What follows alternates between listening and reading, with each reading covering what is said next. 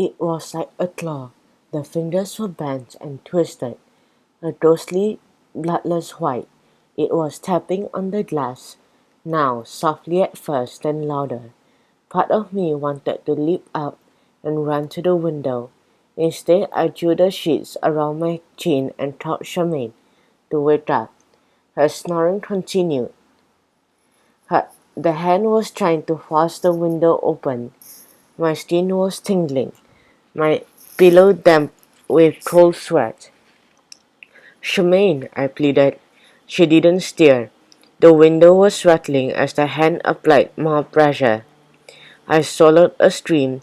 If the glass broke, if the thing came in, the gust of wind burst around my room. My posters flipped. I was screwed glue onto the floor.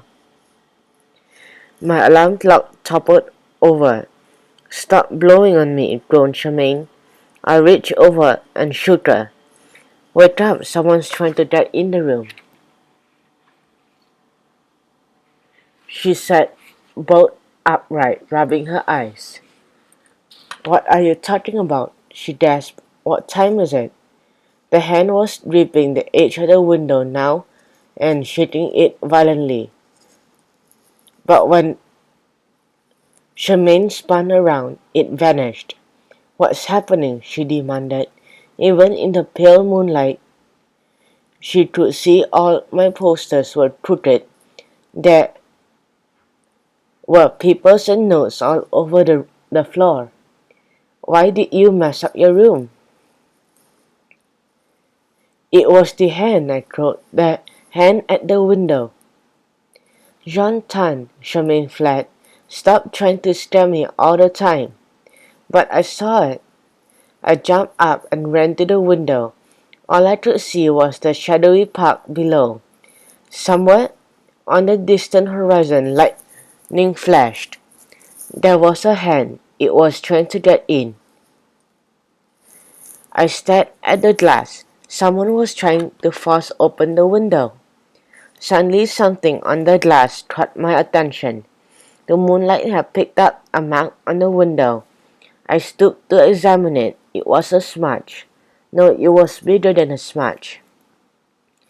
It was a handprint, a slimy kind of handprint smeared onto the glass. You don't believe me? I cried triumphantly. Look at this. I turned around to beckon Charmaine, but she had fallen asleep. I stood there for a moment listening to her peaceful snores, and then I swung into action. If that thing came back and tried to get in again, I'd be ready. I put my books to the window and grabbed 2 stacks of books from the shelf. I piled them high in front of the glass, and on top of the books I stacked some old toys from my cupboard. It would be impossible for anything to get past them, and if anything knocked them over and everyone could hear it.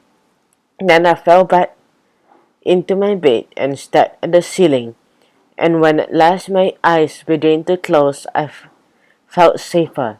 If only I'd known.